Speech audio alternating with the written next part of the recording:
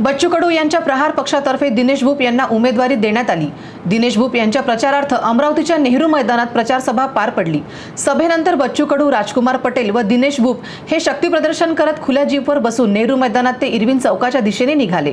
जयस्तंभ चौकातील महात्मा गांधी यांच्या पुतळ्याला हार अर्पण करून ही रॅली इरविन चौकाकडे निघाली।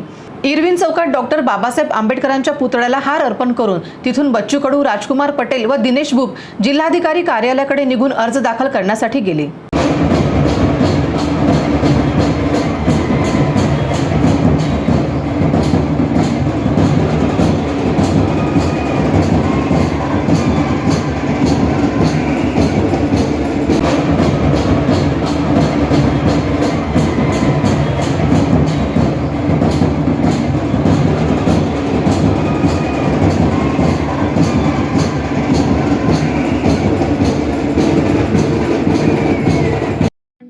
ठळक घडामोडींसाठी देशोन्नती न्यूज चॅनलला सबस्क्राइब करा आणि बेल आयकॉन प्रेस करा। मुंबई, पुणे, नागपूर, मराठवाडा असो का विदर्भ, राजकीय, सामाजिक, शैक्षणिक क्षेत्र असो का क्रीडा, सर्वच घडामोडीचे विश्लेषण पाहायला विसरू नका।